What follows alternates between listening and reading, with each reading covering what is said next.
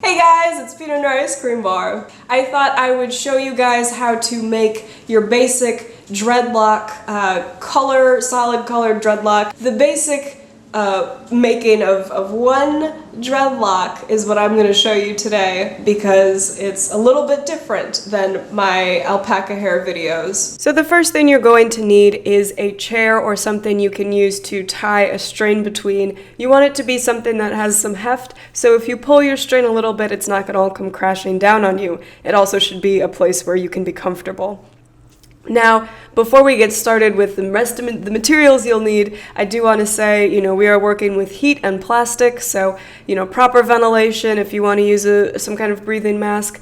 And also with heat, just be very careful. You can get burned. Steam gets really, really hot and can really hurt. So be aware of those things. Moving on, you're going to need your fiber. I like to use Kankalon fiber. It's pretty cheap. It comes in a huge array of colors and it's really easy to use. It's so much nicer than using natural fiber for a process like this. You're also going to need a flat iron, a pair of scissors, a dish towel, a rag, something that you can use, and water, either in a spray bottle or just in a container nearby. You will also need a comb, and if you plan to make a lot of dreadlock wigs, you might want to get a higher end comb.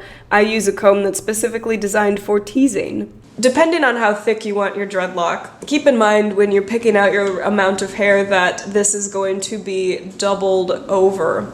So if you just want to do that and then give this a twist,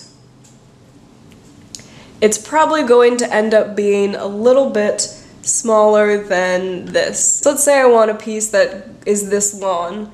I'm going to fold that in half and then cut at the bottom. I'm going to take this and fold it over my shoelace here. What I'm going to do, and this is going to take a while to get used to, is just start back combing. So you really want to get a nice knot up at the top. So go at it from every side until you get a nice knot up there. So that's going to be our sealant, and that's kind of the most important part, to make sure that there's a knot up there, because if you don't have that knot, your dreadlock is going to end up unraveling and it's just not going to be as sturdy. So once you have that, you can just kind of continue to back comb, and you back comb and you pull it back down. And then you back comb, and you're always making sure before you back comb the whole dread to reinforce that knot at the top, unless you braided it or did something else to ensure that it's not gonna fall apart on you.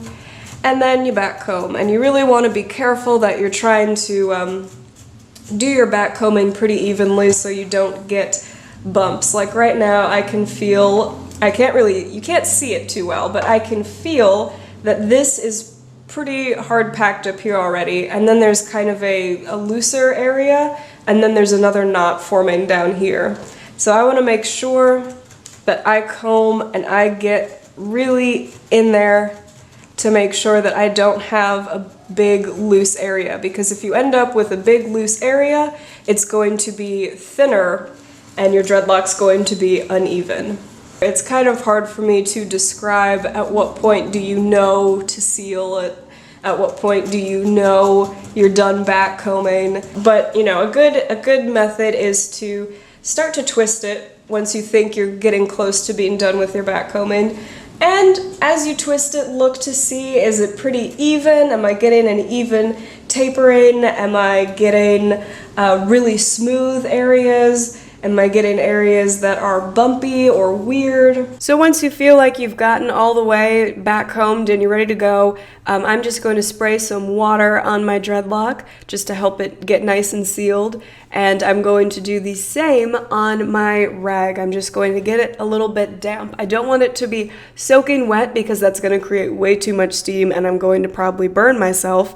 Then I'm going to take my rag, I'm going to put it on the dreadlock, and I'm going to be twisting the dreadlock in one direction until it's really nice and tight and firm. Tight and firm.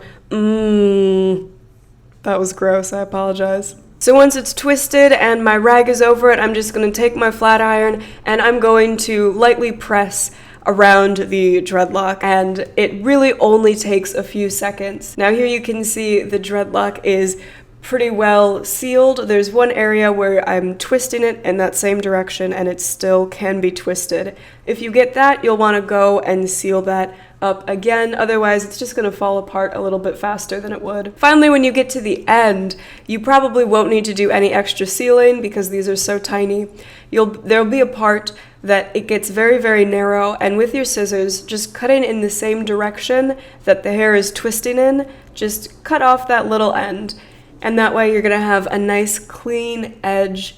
And that is your basic dreadlock. Pretty simple, right? So the first thing that you can do is actually take a lawn pre-made wig made of synthetic fiber, and you can actually use this method to dread a wig. Now what you're going to end up with more than likely is a wig that still needs areas of extra dreading. Then again, that might not bother you if that's the style you're going for. The other method is to take a pre-made wig and actually sew dreadlocks into it. So you can see as I pull this around, there is hair under here. And then finally, you can use this method to actually make a dreadlock wig, a full wig that is all dreadlocks. In this method, you can see there are areas of the wig cap that have, nothing there. And let's just go back a moment to this wig.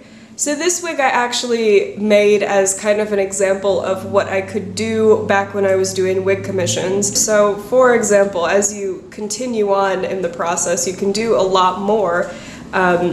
This back here is a double-ended dreadlock, and this on one side is candy cane, so it's one color on top of another.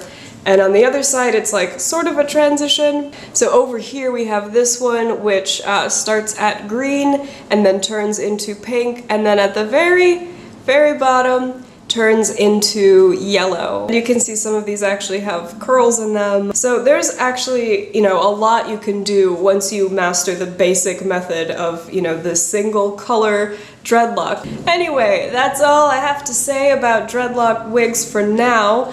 I'm going to link you below to my website because I have a little gallery of wigs that I've made over the years, and toward the back there's pictures of dreadlock wigs that I've made, so if you want to see how these look on a doll, then you can see them there. If you happen to use this method to make dreadlock wigs and you're sharing them on Instagram or on any other photo sharing site, if you make something and people ask, how did you know to make that? Please feel free to link them back here. Anyway, thank you guys so much for watching. I'm sorry you're talking to my boobs right now. There's my face. Hi! I will talk to all of you later. Happy dreading. Bye! Wigs, wigs, wigs, wigs, wigs, wigs, wigs.